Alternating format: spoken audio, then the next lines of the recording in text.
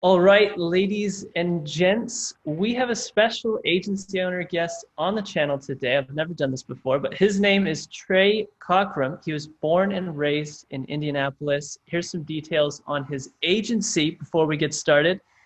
Average MRR is $70,000 per month. Number of employees is 0 with a couple of subcontractors and, of course, himself. And he's been running it for 2 years. On top of all of that, this is by far my favorite part. Trey is 20 years old. Welcome to the channel. It's a pleasure to be interviewing you today. Thanks, dude. Yeah, it's a pleasure to be your first one. I know there's going to be plenty more down the pipe, so happy to be the first. I love it. So before we get into your origin story, let's go over the different kind of income sources you have, break them down so people can kind of understand what it is that you do. And maybe you can start with the Cool. primary source. Cool. Yeah, it's really split, and it feeds into itself a lot. So I like to summarize what I do by saying I help people generate sales calls and sell stuff. Like at the end of the day, that's all that I do. But we Mm-hmm. have two branches. The first one is the agency side, or the done for you, and I'll work with like even people like yourself. So like if you wanted to like say turn your done for you service into like a more scalable thing, I'll help you do that and then help you launch an ad campaign to just blow up your calendar, your sales reps calendar, and get you guys to like 150, 200 grand a month. So there are tons of clients that do that sort of a thing. They're like consultants, course sellers, coaching programs, B2B, B2C, whatever it is. And I crank that. And that brings in half revenue. The other half is helping beginners get started with their agency. And we plug and play tons of templates for them, show them how I close my clients. You know, we close 15, 20, $30,000 deals, live record those, show them to my students. I'll close maybe one really high ticket deal like that a month. And that's most of the revenue. Like it's just referrals. It's just people that I know. We also run our own ad campaigns, and I spend about $200 per sales call for agency work. I say no all the time. And on the education side, I spend about $100 per sales call. So selling our coaching material and stuff. So we've got organic and paid streams for that. All in all, that adds up to, like you said, about $70,000 to $80,000 a month. Most of it's agency work because we just sell such huge packages there. Mm, absolutely. I love it. So on the agency side, what would you say your superpower really is there? Just ads, offering, funnel kind of consulting? It's just like I think I just have this like holistic view of the internet and the role that it plays in enterprise and in business in general. Like I really, Mm-hmm. I keep reminding myself constantly, like I can sell a $10,000 package to a stranger. Like that just blows my mind. Like somebody that Mm-hmm. doesn't know me just met me through a funnel and like I'm talking to them right now within an hour and a half, and I've done it. So I've done that before and done it for clients and seen it Mm-hmm. happen for students. And it's just like, Mm-hmm. I think my superpower is just realizing how crazy a tool we're sitting on and being able to kind of, in my own style, use it to my advantage.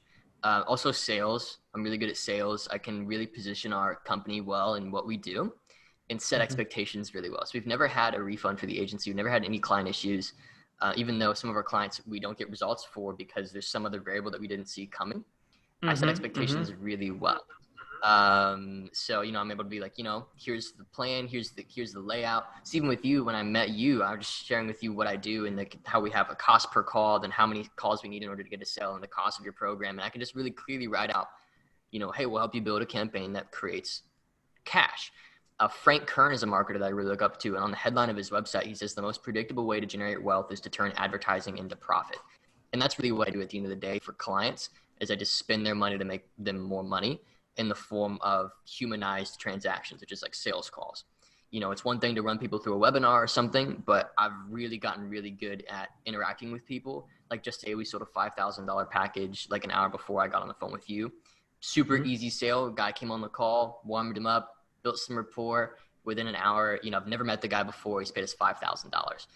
And it's just, I can just rinse and repeat that all day, but it's also a bottleneck. So now I'm in the process of training somebody to come on and do sales for me. And I'm building out like a sales training program for him to go through, and I'm getting like really in depth about how I'm going to do that. Mm-hmm. So I've got a whole plan for how to scale to like multiple 6-figure months, but it's, slow and steady. So, yeah, does that hit the question well? That hits it well. Yeah. So you got the agency Cool. side, you got the education side. I'm curious to know which one do you like more? Is there a preference? I honestly, like, straight off, I have a preference for the education side. It also creates agency students or clients. Right. Because people come in and they're like wanting to sell services and they're like, frick, I kind of want a funnel build for this. And I'll just be like, hey, come work with us and we'll build it for you. And we'll help you on sales. We'll help you train a rep. We'll help you with all of this. So really, like, if you have a service or a product that you want to sell more of and you see the potential of just paying for sales calls, then like we can blast you off because we just get crazy quality sales calls. So I prefer the education side because I tend to attract a lot of other young men, and I'm very passionate about like men being men in our culture right now. And I think business is a great way for us to like come into being like the idealized version of yourself. Not that business is the only way to do it, but I've found like there's a lot of personal growth in growing a business. And I've found that my business only grows as much as I grow. And so my ability to self-recognize issues in myself and diagnose them and solve them as a human being is directly reflective of my ability to grow my company. I love the idea that there's no business problems, only personal problems that show up in your business. Business is a great place for me to see real change in people's lives. And so through the education side, I can take somebody from really being just like, a normal person to being like this, like sharp, like wolf of an entrepreneur. And we work with a lot of men because I am a man. And I tend to attract mostly young men, but we've also worked with tons of women as well, and they've succeeded equally. But yeah, I'm passionate about that for a more deeper spiritual reason than I am the agency side. But obviously, in terms of revenue, if I were to just focus on the agency side, it'd probably make me more money because just to sell 2 or 3 packages, like $20,000 packages a month, that's like barely any work for me. It's a little bit of coaching, and then I have my contractors come on and build the stuff, and it's really easy. It's really streamlined. I could definitely make a lot more money and work a lot less if I just focused on the agency, to be honest. But I'm just really passionate about helping people like wake up to what they're sitting on and not tapping into. And I feel like, a lot of people that look at me, they see me as this like sort of character that represents that. And I'm really honored by that. And I want to help people with that. So, yeah. So it depends on what you're asking. If you're talking revenue, agency. If you're talking like what makes me the most fulfilled, it's the education side, which also bleeds into the agency because people need done for you work built. So like in November, we've got a bunch of our top students coming out to like have steaks. So I'm just dropping like $5,000 on like really nice steaks, and we're all just gonna like have like medium cooked steak for 3 hours and just chat. And I'm like, I'm really excited about that. So That sounds amazing. yeah. So on the education side, you briefly touched on this, but I want to get really clear on it. Who is kind of the dream client, the dream student for you in that side? We've helped everybody from, hey, I just heard about agency stuff and I just want to make money online and now I want to quit my job, to people with like $10,000 a month already in recurring revenue and they want to scale. So I've built out 2 different programs: a beginner tier, which gets you, your first couple of clients, helps you understand the model, gets you to 6 figures. And then the next tier group coaching program where we help people scale with ads. That's also where we find ourselves upselling the most service work through the agency. Pretty much most of the top results we get are in that group coaching program. It's really easy for me to run. Like, honestly, I built it so that I can focus on my agency. Like, it's really streamlined the education side. It takes very little work from me. Just hop on a sales call every now and again. Maybe, somebody will message me and be like, hey, I want to join. I'm like, boom, just the invoice, pay it, hop them in. It's easy money, but it's not about the money for me. It really is just like, I really want to dominate this space and like help people genuinely. And I'm very excited to do that. So. Amazing. I love it. So they can have no experience. They just want to get started. The person could be 17, 16, 15, doesn't really matter. You'll teach them the skills they need, the mindset, the marketing, the niche offering, and then all of that positioning. Yep. And Brilliant. We have tons of accountability. So it's less of a course and it's more of like a coaching program at scale. So we've got a lot of like coaches in there that like are very passionate about breaking people through their mental barriers and stuff. So yeah. I love it. I love it. I love it. I love it. Now on the agency side, let's talk about who's the dream client there. Yeah, it's like honestly you. I think one of my students in the group coaching program connected me with you, but like, I work with people like you all the time. Like you've got this proof of concept, you've got a service that just cranks, and you haven't really like built a funnel yet, and you haven't like seen the power of just spending $1,000 a day on ads and filling some rep's calendar and watching sales just pour in. Like, it's a crazy thing. Like I can literally just spend money to make money and use my business as like this investment vehicle. And it's like, I could just turn it on or off whenever I want. And it's a really cool thing. And it's not a dream at all. Like we built that for people. So basically anybody with like a proven offer of some kind, like a service or a course or a coaching program, if you're an agency or whatever it is, or you've got a mastermind, literally whatever it is, if you could benefit from 2 to 3 sales calls a day, or your rep could, we can do that. And we've scaled it up to even like 8 a day if you can handle that capacity. So, there's a lot for us to be able to do there. I've noticed a lot of agencies similar to mine, they focus on webinar funnels and they focus on like hands-off stuff. But I've just found putting a human element into my customer's business for them allows them to generate more revenue. And if I can train their salespeople, which I do as well, then they can just become total sharks and just change their boss's business forever, change my client's business forever. So, yeah. Amazing. I love it. So just to be really clear on that for everyone, and you can correct me if I'm wrong here, the primary benefit of if I was to work with you is you're going to basically try to help me get an extra 2 to 3 sales calls per day, although there's other things you'll help with. That's the actual benefit. That's the outcome that I'm looking for. It's like 2 to 3 sales calls a day, and you'll notice scale issues. So we'll help you with that as well. So it's like, right now I think you do like service delivery manually. And if you're taking 2 to 3 sales calls a day, there's no freaking way you're going to be able to like scale. Like everything's going to break. Yes. So I hope you build in like done with you offerings. So like how to position a group coaching program as your main offer, actually charge more for it and get better results instead of doing done for you service.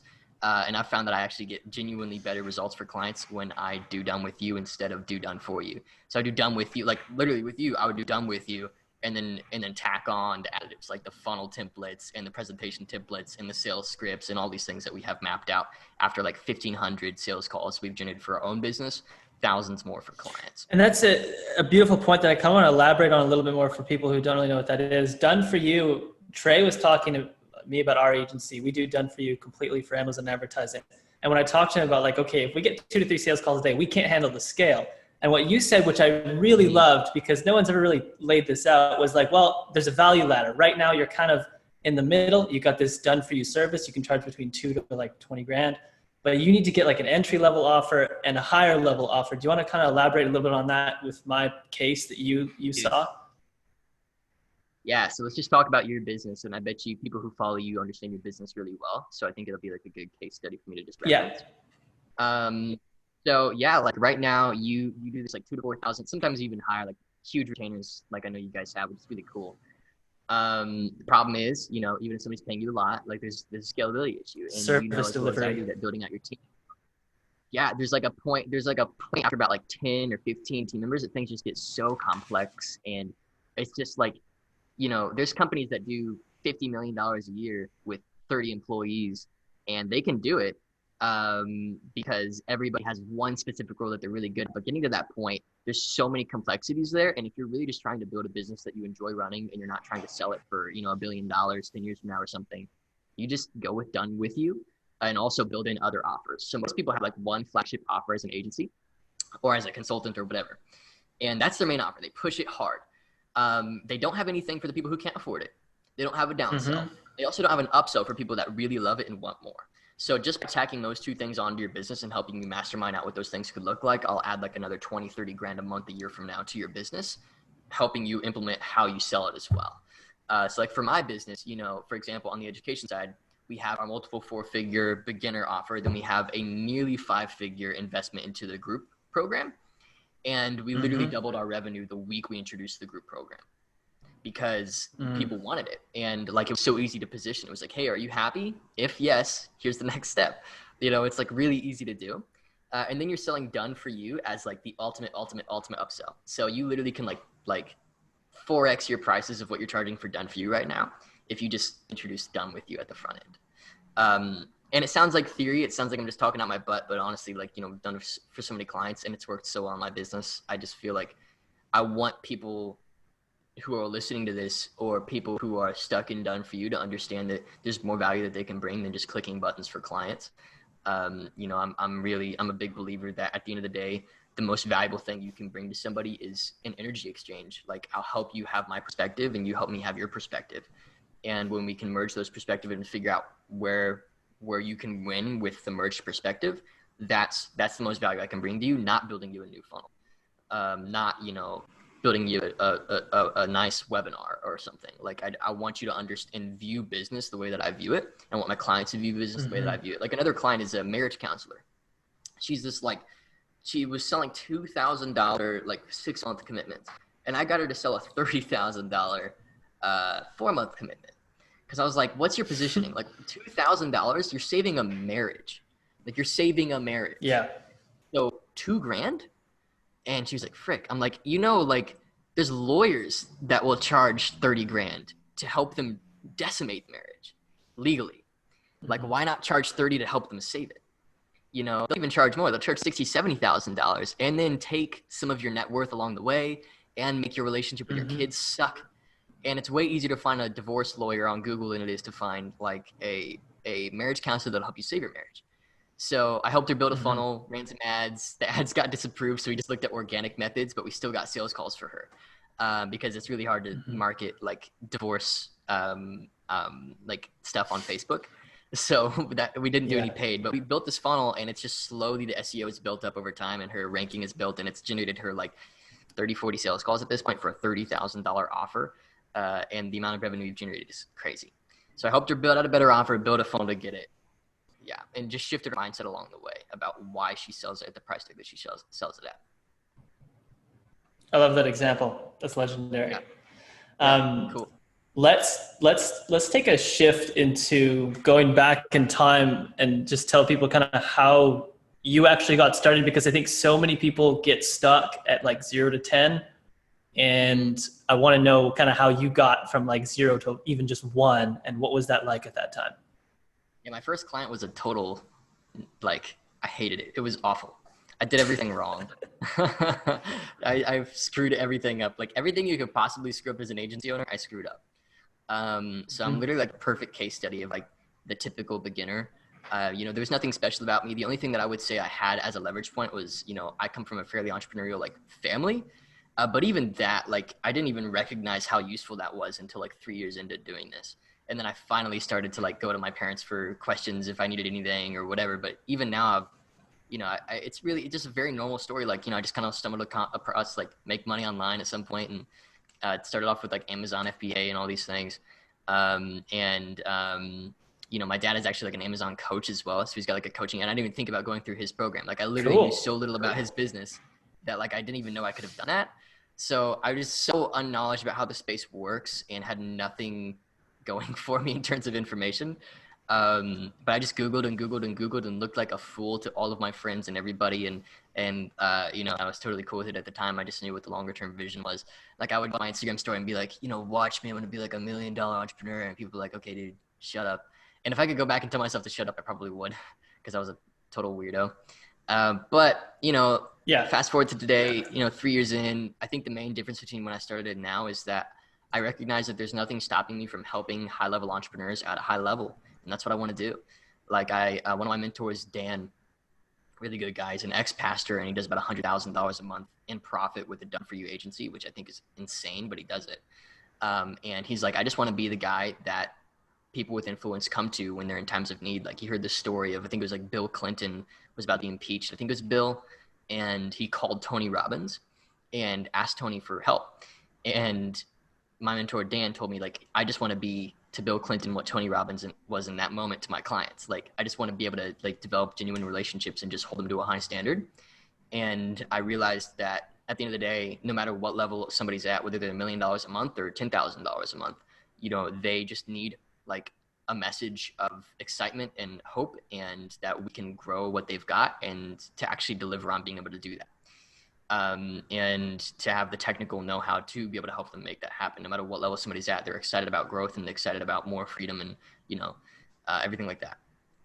So yeah, I think my mentality just changed. Like what I was doing changed from running Facebook ads for local businesses or, selling random crap items on eBay or YouTube or Amazon, not YouTube, to, just helping people at a really high level. And I think my business kind of followed suit. It wasn't like an immediate change. I just made the decision that I'm going to pursue high people at a high level and let that emanate out into my business. And I make that decision within a year and a half. We're having these crazy multiple 4-figure months.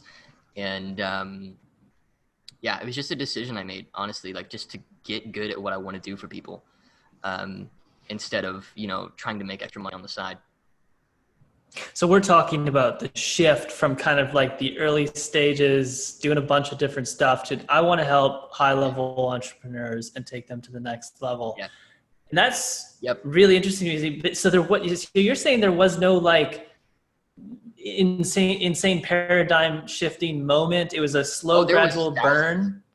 there was tons of constant paradigm shifts. I mean, it was never one big moment. It's just Mm-hmm. slowly, one of my favorite books is Psycho-Cybernetics, and it talks about how the Mm-hmm. self-image guides every decision that we make, and how Mm-hmm. self-image is one of these forces in our lives. And it's not a woo-woo book. It's not even like a really that much like a self-help book. It just talks about like what your self-image is, how to quantify it, how to influence it so you can make better decisions for your life, and your business as well in turn.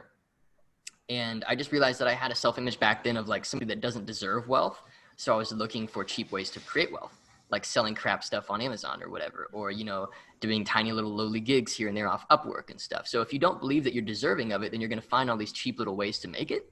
Mm-hmm. And that was the biggest difference that I had to create in my brain was like, I not only deserve wealth, but I'm like, wealth just drips out of me, and it's not an ego thing. It's not an arrogance thing. It's just like realizing that I have an internal inherent value that I can bring to the world and really capitalizing on that and not being afraid to like test my limits a little bit on that. The first $10,000 package we sold, I didn't know if I'd be able to help them. I straight off was like, let's see, like I knew in my heart that I would give them a refund if they needed it, but they never asked for it. So I just kept going.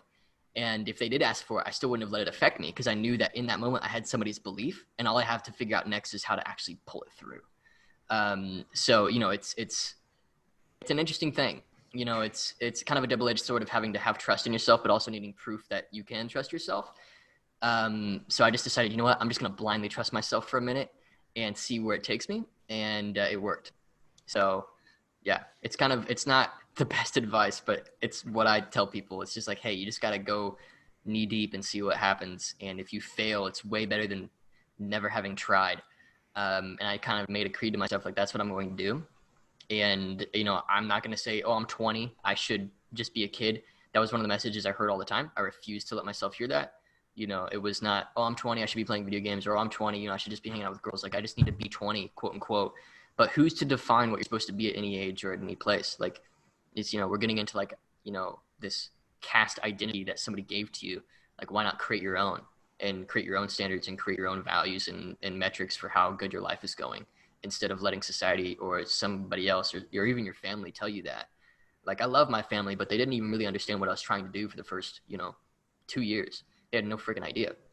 And I love them dearly. Like, my mom, my dad, my brothers, my sister, all of them would die for them. But, I did not feel the amount of support that I was hoping to get. And I had to really give it to myself and give myself the amount of support that I needed in order to make this happen. And that's something a lot of young men go through. And the reason I speak to that is because, again, we have a lot of young men in our programs, and I'm constantly weirdly coaching them on their relationships with their family dynamics so that they can go all in on this stuff. So, yeah. I love that. And I love this. First of all, I've read Psycho-Cybernetics. I think it's a fantastic book. And that had a paradigm shifting moment for me in terms of actual resources that you feel helped to shift you over to that mindset. What other resources were kind of catalysts? I know you said there's many, but just for people listening that maybe they can go through Psycho-Cybernetics, any other resources? Man, honestly, like, Psycho-Cybernetics was the main book. Like, I'm not a big believer in multiple resources. Like, this isn't even a plug for Psycho-Cybernetics. Like, any training or anybody out there that talks about self-image and the concept of like, action, feedback, decision, action, feedback, and being able to measure yourself like that. Like, I think they're brilliant, and I think you should listen to them. Whether it's Dr. Maxwell Maltz through Psycho-Cybernetics or any other person out there, I think studying the reason why you do things and the psychological relationship between yourself and money is the most powerful thing you can do as a business owner. So really, like, my dream business is kind of to help people with that at a higher level. Like, I'd love to help people like internalize that they're worthy of the things that they want to achieve, because that was ultimately the main thing that I've done for myself. Because I was not a very confident person. I'm like 5'8" or 5'9", so I was short like in high school. And then also I was very skinny, and I had all these little things, and not even that I even care about that anymore. I literally couldn't even give a rip. But at the time, that's a big deal. Like, when you're 14, 15 and everybody's talking to you, and you're getting called like bite sized and stuff like this. And also you can't really run that well. And you've got all these things that, like, you know, you just start to drill into your head like you're not valuable, and you don't quite fit in. Mm-hmm. And I felt that massively throughout all of high school. Even though if you ask anybody, I was a popular kid, it was just a facade, because like I felt super insecure. And so I've had to really dig into myself and ask, like, why do I feel insecure, and how can I fix that so I can make better decisions in my life, and that emanates into my business as well. And that includes like my relationship with money.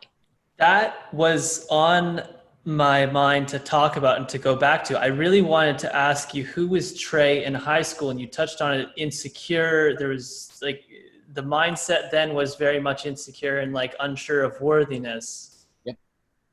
Yep. Entirely. And even like I would even get like attention from girls and think that they're just playing with me. Like they would be like, "Hey, come hang out with us." And I'd be like, "Oh, they're just trying to get me to, you know, do something and then be mean to me." Like I would anticipate it, so then I would create it. Yeah. You know, it's like in all areas, I would anticipate rudeness, so then I would kind of be rude, and then they'd be rude back. And you know, and it was just like I had this like really negative loop of how I existed. So yeah, I was a semi-popular kid.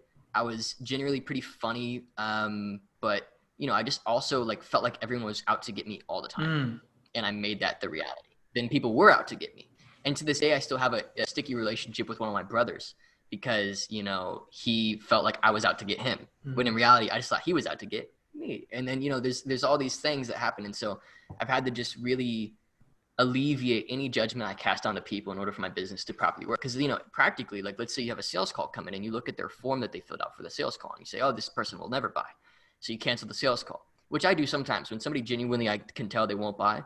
But every now and again, I'll be like, you know what, let me leave it there. And it turns out to be a $6,000 upfront client or something, $10,000. Like one of our clients, Nick, paid us 15 grand up front, and I was this close to canceling the call because his form looked like crap. So, you know, I'm just learning that you have to like let the world tell you what is and what isn't. And you can't use like intuition doesn't exist. Intuition does not exist. I'm just letting the data tell me how to behave, and that includes like even like in relationships as well. Like when are people smiling? When are they happy? When are they comfortable around me? And how can I create that with them? And same with my girlfriend, who I'm planning on marrying soon. I've ordered a ring. I've got her father's permission to marry her. We're doing that very soon. And my whole goal with that is just to be as healthy and stable a force for her as I can be. And it starts with me. It starts with being able to look in the mirror and see somebody steady, which I'm close to doing, but there's still some things I really have to work on. And, you know, that's the main thing that's honestly holding me back from a lot of things in my business, is that I look at myself and I don't quite feel worthy of the $1 million months or whatever that I want to build. And so there's still some separation in my self-image, you know? So first of all, that's fascinating. I appreciate you opening up and sharing that. And yeah, I love that you're getting married. I think that's very unconventional nowadays. It wasn't back then, but now it is. I want to just talk about this. So Trey graduates high school feeling somewhat insecure, unworthy. I mean, what I really want to know is, because you graduated, I'm assuming 18, right? That was about I never 18. graduated high school properly, actually. Did you drop out? Yeah. So okay. I was homeschooled and I dropped out of that. So it was even worse. Okay. All right. So I didn't have any academic background at all. I'm really interested in understanding, like, and maybe it is just as simple as psycho-cybernetics and just a bunch of other small off things, but I feel the biggest thing is this maturity shift that you went through that allowed you to be able to like have the foresight to be able to see the potential and seize it with this business that you have now. So I'm curious to understand kind of like the maturity shift for you. Was it primarily the psycho-cybernetics? Was you know, coming out of high school, at least in that time? Obviously, when did you know that like, I'm going into business, this is it, I don't want to have a 9 to 5? Like that's what I really want to know. I think I just always knew. I never questioned it. Like I remember conversations. Yeah, it was always there. And obviously a book's just a book. Like I'm not telling people like if they go read Psycho-Cybernetics, they'll become this millionaire entrepreneur. Absolutely not. Like you have to put in the freaking work. There's so much you have to do. So a book's just a stupid book. Like, you know, you got to put it in its place. But that being said, yeah, I just always knew. Like I remember having this conversation with my girlfriend at the time. I was 16, and her best friend on her front porch, and they were both like, what they're gonna do at college, what they're gonna study, and I just like was like, and they were like, what are you gonna do? I'm like, I'm not going to college. And they're like, well, why not? I'm like, well, I just don't think I need it. They're like, whoa. And they started like laughing at me. It was my girlfriend laughing at my life decisions. And it really hurt. Like at the time, it really stung. And I kind of had something to prove after, I started to feel some resistance. Because I always just knew growing up, like I was just not going to have a normal job. Like I just saw people who were successful. They weren't normal people. They had their own thing going, every single one of them. Like everybody that I knew that was doing genuinely well was an entrepreneur. And I just made that connection early on. I just never questioned that. So like at, 11, 12, I had a computer repair business. I went into graphic design, had a little business there. So my journey kind of started early. When it comes to like proper internet marketing stuff, it's been like 2 years. But when it comes to just like, trying out stuff, it's just been in my blood. And it helps a lot, obviously, like I said, that I come from a fairly entrepreneurial like household and background. But at the same time, most of my education has just been self. So I think being homeschooled gave me a solid environment to really think outside of the box of what most people think. And so I never had to like unlearn the idea that a job is the right way to go. I just always knew that it's just like, it's a backup plan. It's not the main plan. It's like, if you can't figure anything else out, go get a job. But you better figure something else out before you consider a job. And like my little brother Zane, he's 17. He's got a crazy good landscaping business. It's just kind of the culture that I grew up in, particularly in Greenwood, Indiana. There's a lot of like anti whatever the man's saying, like culture. It's a very interesting culture to grow up in, and a lot of homeschooling, a lot of like, just like trying to figure out new ways of doing life. So yeah, and I envision not even like, I'll teach my kids like how to read and basic math, and then I'm going to plug them into my business as soon as they're capable of doing something. Like get them running ads, get them taking sales calls at 10. Yeah. Get them, like that's going to make them, they're going to be hounds. They're going to crush the world because they're going to have like real world experience. So they won't know chemistry, they won't know any of this crap, but they'll just, they'll know how to sell stuff.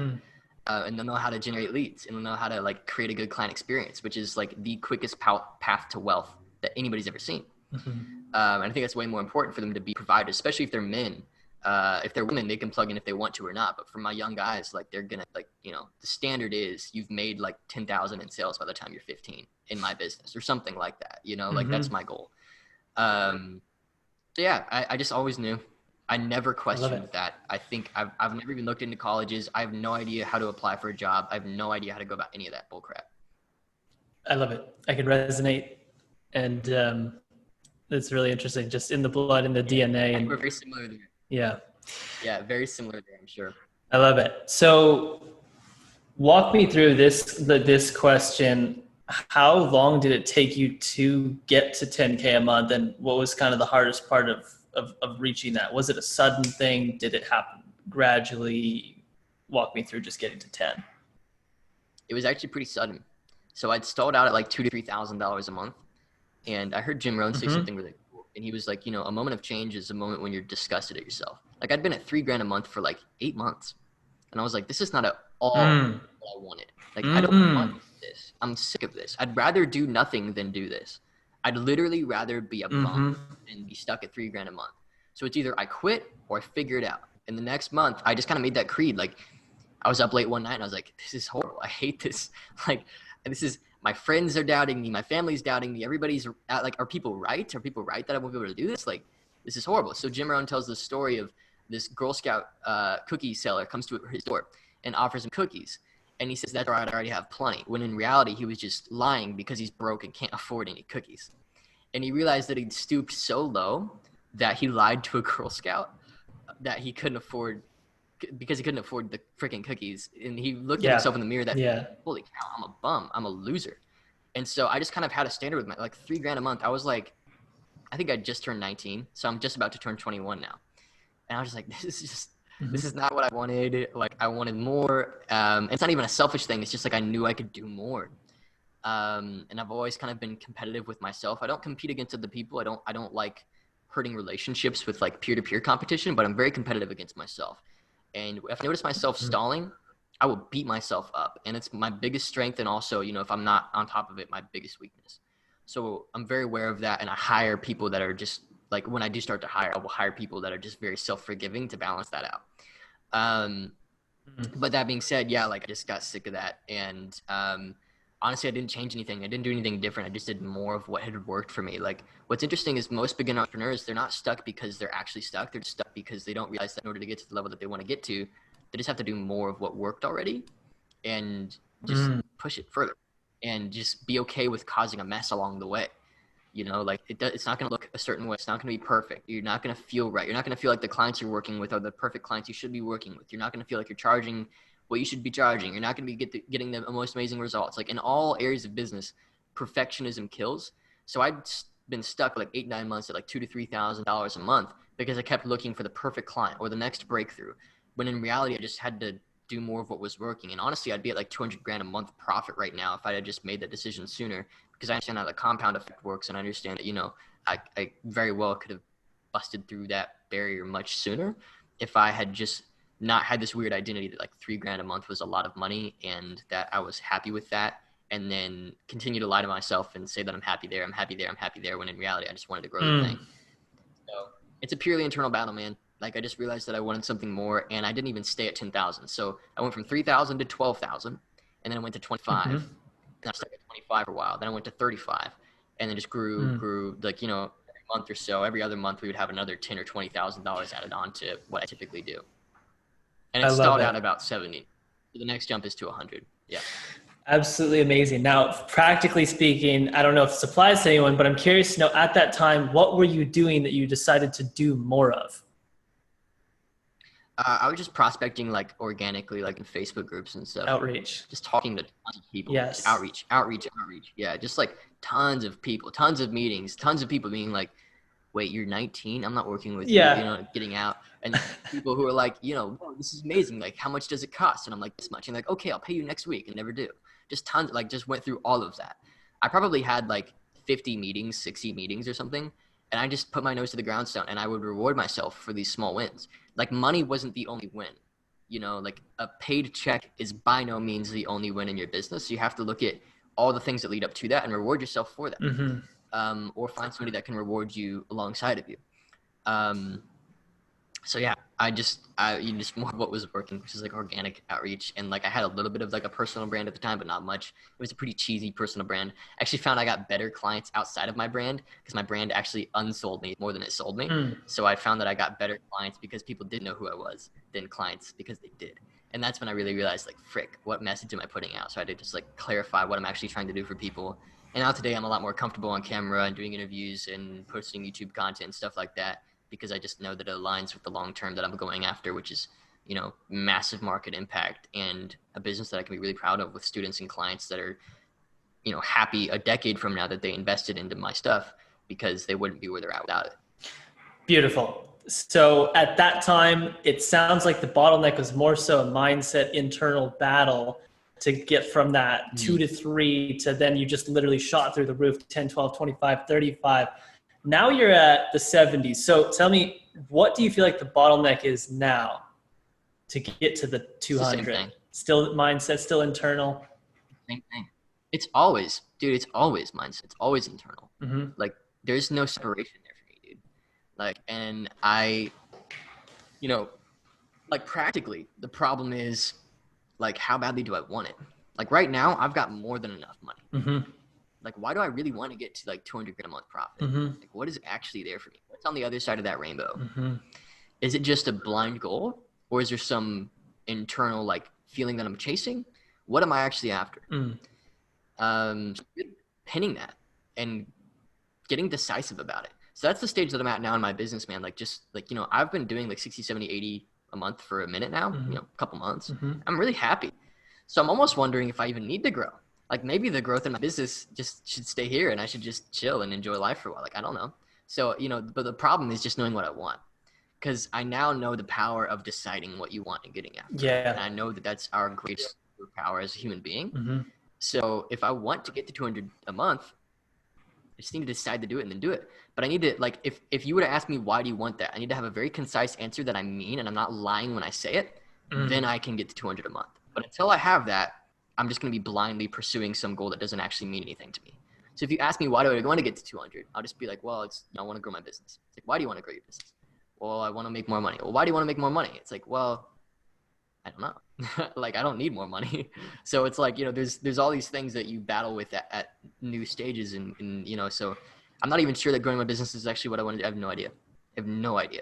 I think really what I want to do is develop more relationships. I've really admitted to myself recently that I do enjoy people, and I do want more relationships in my business. And I'm not as much of a lone wolf as I might have thought I was. And so I think the next transition is to just allow relationships to form and allow me to put people in play, see where that takes the business. And I bet you it's actually going to grow revenue wise because of that. But just creating an environment in my business that I'm more excited to work on, and one that I'm not waking up alone at 5 a.m. in my cold, dark apartment, muddling over to my computer and figuring out something to do.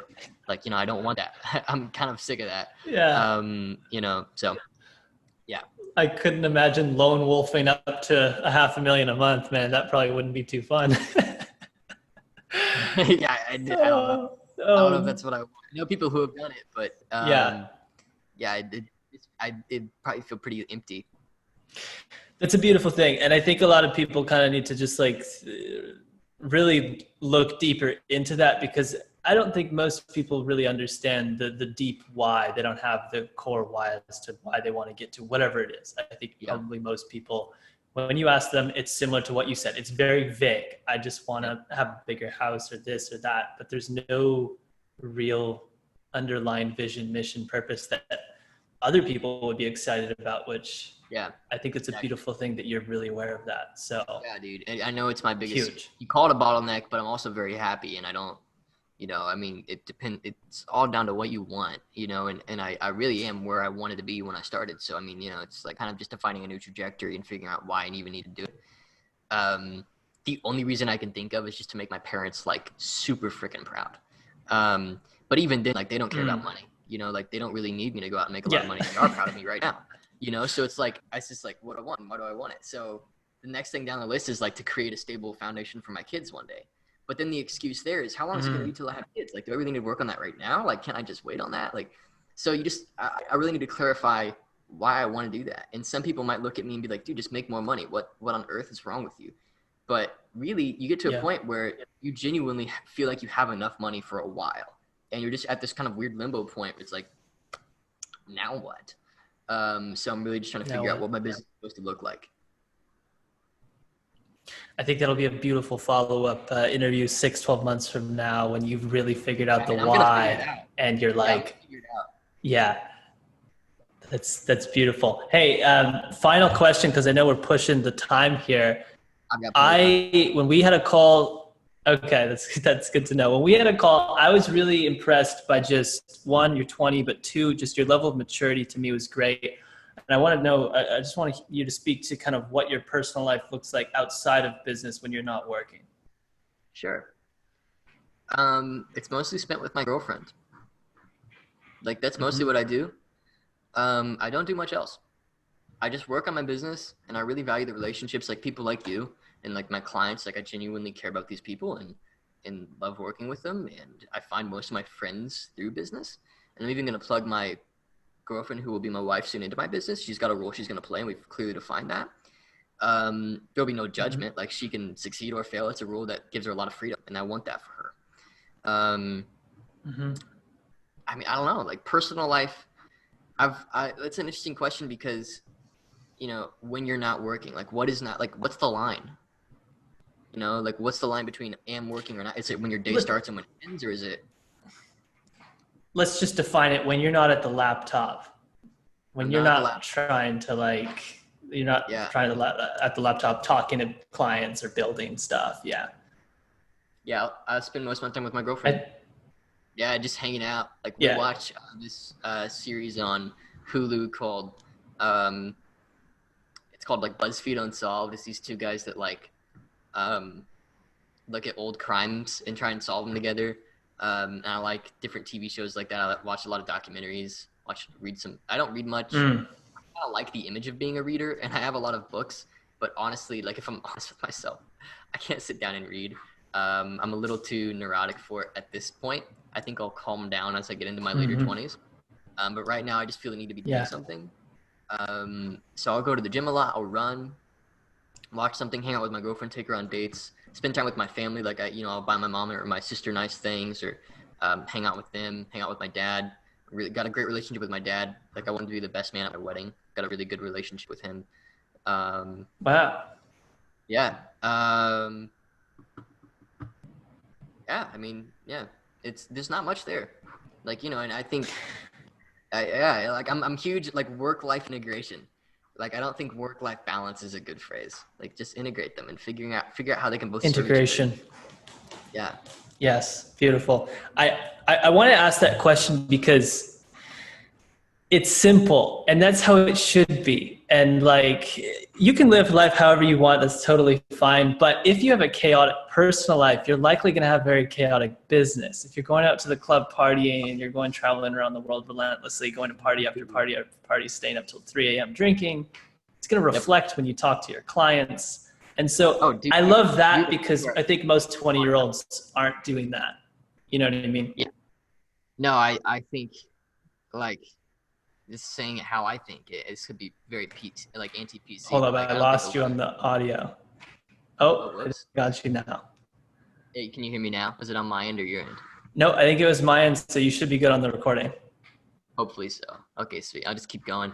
But yeah, I mean, like, one of the things right now, like, I think, like, getting married is going to be, like, a huge thing for me. I think it's going to give me a clear sense of, like, what I really want because now it's not just me. It's like there's this separate person from me that I love and would die for that is now, like, a part of my life.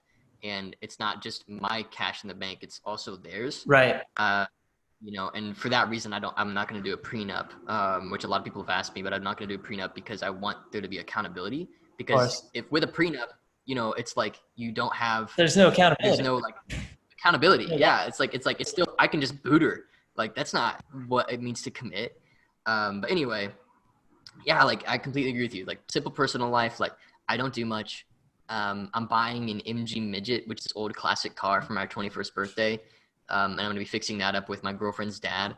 We'll be driving that. So I'm going to learn how to drive a stick and do that. I kind of like cars. I like watches a lot. I clean my apartment as much as I can, even though I'm still single technically, because unmarried to me kind of means single, guy in an apartment. So it gets really messy in here. I live downtown, so there's a lot of nice restaurants, and I've got some friends here that I'll hang out with. One of my buddies, like Elliot, lives down the street. He runs this SaaS company, so I'll hang out with him sometimes. I like cigars, huge into cigars, so I've got a cigar collection, small humidor. Yeah, I just got some things I'm into, but for the most part, my focus is purely on my business, and I enjoy it, and it's where I feel most called, and there's not much going on in my life outside of it and the girl that I'm planning on marrying. Like, if you look at my life and where my time is spent, it is doing this right here. I love it. That's where I'm at. It's how it should be. Keeping the main thing, the main thing. That is a classic quote from Sam. I love it. That is beautiful. And I think it's an amazing role model for other people who are, agency owners. I was inspired by Ty Lopez's lifestyle originally, and I wanted that. And that just led me down a terrible path for multiple years. And I'm so glad that I got off of that path. And not to say it's bad, horrible. It's just, it's different. Yeah, you can't actually grow like a proper business there. And you got to understand too that Ty does, like every business person at his level spends most of their time on meetings. They might make it look like they don't, but at the end of the day, you might as well just lean into enjoying the boring stuff. Like, why try and make it something it's not? Like, business is inherently boring. You're going to have to learn to love it, or you're not going to exist in it. It's not fun. It's massive highs and massive lows. So I just come out with a very stable mentality, and I learned to value the small things. I just enjoy it. And, I also enjoy when people message me and say like, hey, I heard this video. I love that. Love what you said. Like making a video about like pornography. Because I just want to make a video about like the role that porn played in me growing up and having insecurity issues and then having to quit out of it. And like, like it's a really interesting topic. And like, I love making like very real content because I just think that, being a young guy and making a good amount of money, I've just got a lot of like, I don't have that many eyes, but the eyes that I do have, they pay close attention to how I handle myself. I feel like I've got a lot of responsibility there, like to just be like a good person. You do. And so I just feel the need to be very open about who I am and why I do what I do. And I've always been very scared of like ending up in a weird place spiritually and mentally. And I think, you can enjoy nice cars and enjoy nice things. I'm not even that against clubbing really. It's just like, what are your habits? Like what are your values?